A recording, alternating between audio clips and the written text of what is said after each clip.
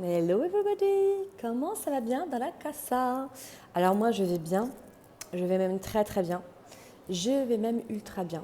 Pourquoi? Tout simplement parce que je vous parle en direct de mon nouveau cabinet, oui, celui de Montpellier, hein, pour ceux qui ne suivent pas mes aventures.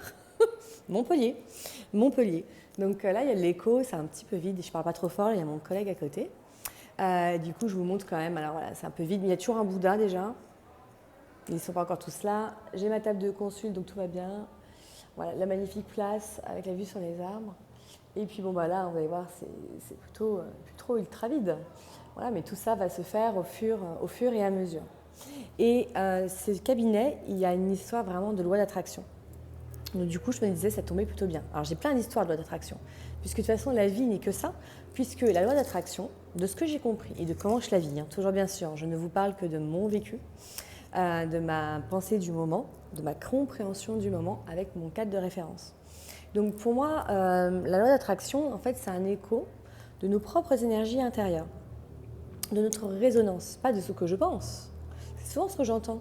Ah, mais si tu penses la loi d'attraction, tu penses donc tu as. Ah non, non, non, non, non, non, penser, penser. Mais penser, c'est le plan mental, mon pauvre dame, ma pauvre monsieur, c'est 10%.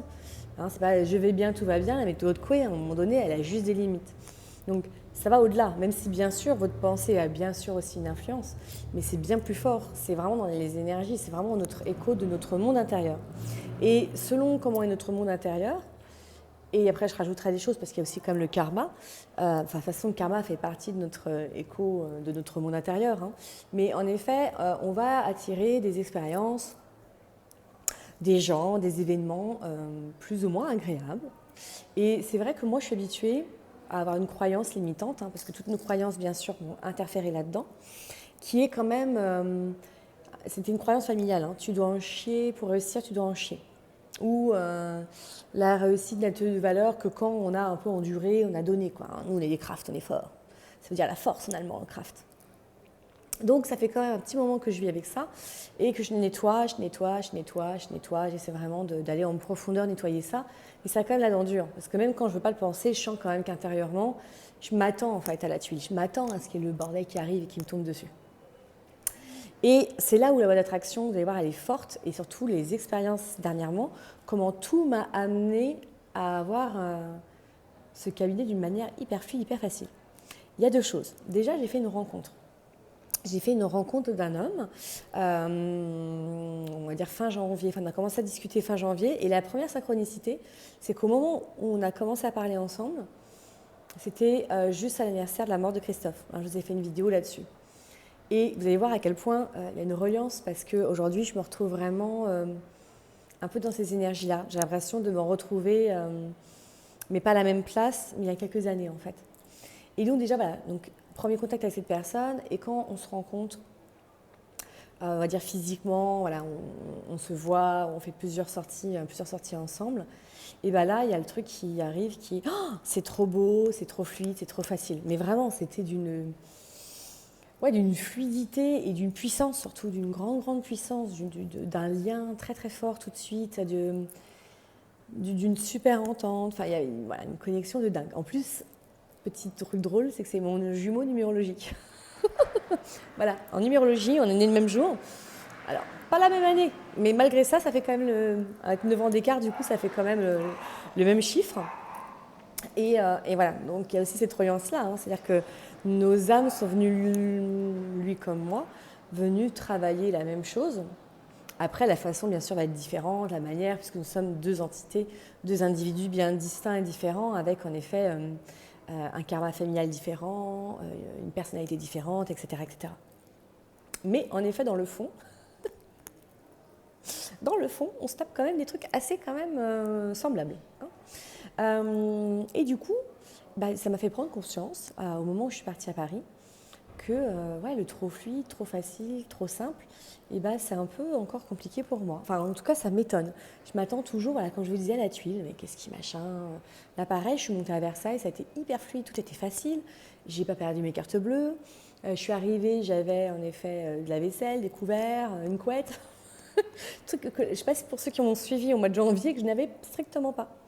Alors c'est bien aussi des fois de se mettre en mode challenge, parce qu'on se rend compte quand c'est un petit peu endormi. ou qu'on ne sait plus trop, voilà, notre capacité, c'est pour nous rappeler à quel point on est capable et on a des ressources. Hein. Mais là, voilà. Mais du coup, la relation s'arrête. Donc, ça, voilà, au bout d'une petite semaine, un truc comme ça. Et bon, ça, c'est encore une autre histoire, un autre travail. Et voilà. Mais le lien est fort et toujours là. Mais vraiment, je l'ai pris comme cette personne, elle est arrivée au bon moment pour vraiment me faire prendre conscience de ça et surtout me montrer, bah ouais, en fait, ça arrive. Alors, c'est peut-être pas avec cette personne, en tout cas pour le couple, je parle, hein. Mais on s'en fout. En même temps, un lien, c'est un lien. Et en effet, ça peut être fluide, facile et simple. Alors, vous allez me dire, bah, finalement, ça l'est pas puisque c'est terminé. Oui et non, parce qu'en fait, l'expérience n'était pas forcément qu'on soit en couple. L'expérience, c'était surtout voilà, que je puisse comprendre ça et certainement d'autres choses. Et puis, il y a lui aussi ce qu'il a vécu. On est deux pingouins à un moment donné sur un chemin où on se rencontre pour chacun comprendre ce qu'on a à comprendre. Aujourd'hui, voilà, moi, c'est quelqu'un que j'aime beaucoup, énormément. Et je pense voilà, qu'il va faire partie d'un bout de vie où, ouais, un bon compagnon et ami de vie, en fait. Voilà. Parce que des fois, on se paume comme ça, on croit que c'est le couple. Bon. Mais ça, c'est un autre sujet, je vous en reparlerai, en effet, de comment nos projections sont, en tout cas, moi, chez moi, des fois, comment tout de suite, ça peut être sur le couple. Et en plus, je suis en année 11-2, donc je suis vraiment sur le travail du lien, l'abandon, le couple. Donc, c'est plutôt hyper intéressant. Et surtout, je me dis, tiens, quand même, en quelques mois, j'ai quand même fait 2 rencontres fortes. Très différentes, mais quand même fortes. Et là, j'ai envie de dire, là, je suis encore à un autre niveau, quoi. Là, c'est un niveau très, très élevé. Je crois que même aujourd'hui, si je vous en parle, je comprends pas. En fait, mon cerveau n'a pas encore compris la résonance de cette rencontre. Et en même temps, j'ai envie de vous dire, on s'en fout. Bref, donc je suis comme dans mon cheminement de travailler le trop beau, le trop facile, le trop aisé. Et vraiment d'être dans ce côté de recevoir, d'être dans la gratitude, de recevoir. De dire, bah si, tout est possible. Et tu es peut-être dans une nouvelle phase de vie où ça peut être super fluide. Et puis, bah, si c'est fluide, bah, c'est fluide. Et puis, bah, quand c'est plus fluide, c'est plus fluide. Un peu comme avec les personnes. Bon, bah, c'était super simple. De ce coup, c'est plus simple pour lui. Bon, bah, ok. Et what the fuck, quoi. Et quelques mois auparavant, donc ça faisait un petit moment, je cherchais mon cabinet parce que je suis sur Montpellier depuis le mois de novembre. Et je trouvais pas. Et puis, je fais donc des méditations en groupe, notamment par Zoom, à distance. Et donc, il y a une femme que je connais peu au final parce qu'on a fait quelques méditations ensemble, qui s'appelle Julie. Et je sais qu'elle est psychologue. Et au moment où, du coup, je te dis que je suis à Montpellier, mais un message, je dis, ah, c'est drôle, je déménage en février à Montpellier. Et je lui dis, ah, bah écoute, sois bienvenue, c'est cool et tout ça, voilà. Bah écoute, moi, je cherche un cabinet, je te dirai si je trouve des trucs, je t'enverrai, voilà, si j'ai des bonnes adresses, machin. Et déjà, dans ma tête, je me suis dit, bah, tiens, mais tu pourras peut-être partager quelque chose avec elle ou quoi. Mais c'était vraiment un instant fugace, j'ai pas fait attention. Et puis, je trouve pas de cabinet, mais vraiment, ça, c'est... Il n'y avait rien, il n'y avait pas d'annonce, ou ce que je trouvais à chaque fois ça n'allait pas, en termes de place, en termes de tout ce que vous voulez, enfin bref. Et puis bon, j'étais encore bien blessée, j'étais encore en période de transition, en train un petit peu d'intégrer tout ce qui s'était passé ces derniers mois. C'était quand même fort, hein, pour moi, c'était quand même assez intense. Et puis j'étais pas encore bien réparée, donc même faire des visites ou quoi, c'était un petit peu compliqué. Et puis en janvier, rebolote, je fais une méditation, puis je la vois et je me dis, mais si, mais propose-lui, parce qu'en plus, tu ne trouves pas. Donc, plutôt que de chercher chacune un cabinet où moi, je cherchais quelques heures, je me suis dit, bah, propose-lui, en fait. Peut-être qu'elle, elle ne veut pas un plein temps, ou voilà. Et donc, je lui propose, et en effet, on est sur la même longueur d'onde. Elle m'explique qu'on est, voilà, elle veut pas, enfin, elle prendrait un plein temps, mais carrément pour prendre un mi-temps à deux. Voilà, moi, je veux développer sur Montpellier, mais je veux aussi développer dans mon petit bled paumé.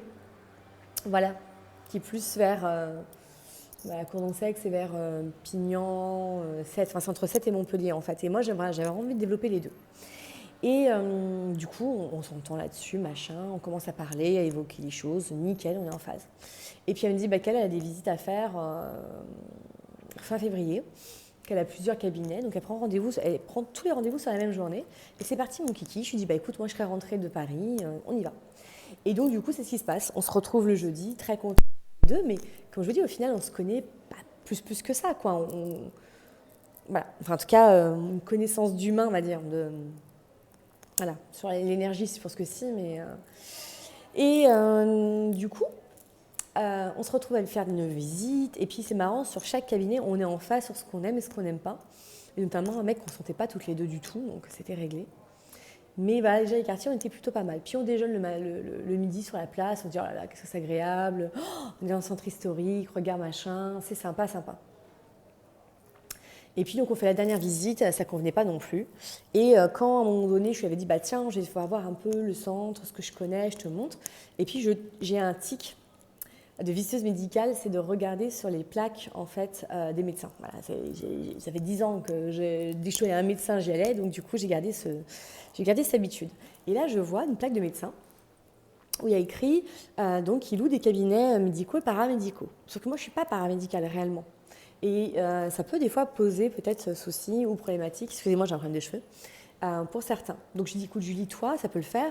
Ce qui est important, c'est que moi, voilà, on essaye de trouver ensemble un cabinet. Maintenant, si toi tu trouves, tu ne te bloques pas par rapport à moi. À un moment donné, c'est un projet à deux, c'est vachement sympa, mais il n'y a pas de souci.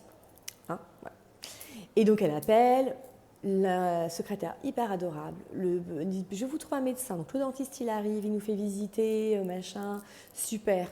Carrément trop cher, hors budget, sur budget. Et moi, j'avais un peu les boules à ce moment-là parce que je me dis, oh, je m'y voyais en fait, je m'y voyais bien et c'était ce qui convenait le plus. Parce que quand moi j'ai ma table de consulte et qu'elle a son canapé, il nous faut quand même un grand cabinet. Il y en a, il n'y a pas de lumière, enfin bon, chaque fois il y avait quelque chose qui n'était pas complètement OK. Ou le tarif, voilà. Et au moment où on sort, le médecin, il voit on croise un homme, il lui dit ah comment tu vas machin, c'était l'ostéo donc du cabinet d'ici. Et il lui dit, bah tiens, peut-être que ça pourrait t'intéresser, toi qui as des cabinets à louer là où tu es, les demoiselles, elles cherchent. Et du coup, il nous embarque, il nous amène ici, et là, gros coup de cœur. Gros coup de cœur, mais gros coup de cœur, quoi. Mais vraiment pour l'endroit, et même déjà, voilà, l'ostéo hyper cool, super sympa. Et du coup, on revisite le samedi, et là, on rencontre donc les propriétaires.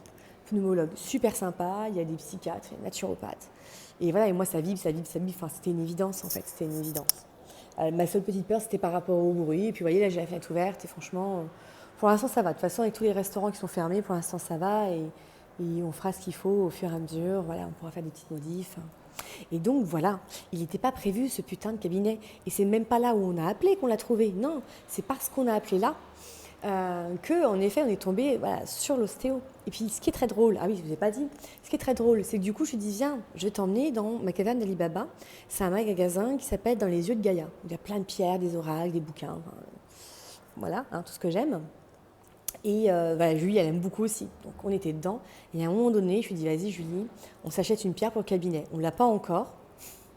Vous voyez, quand je vous dis, quand on a la foi, qu'on y croit, on était confiantes toutes les deux.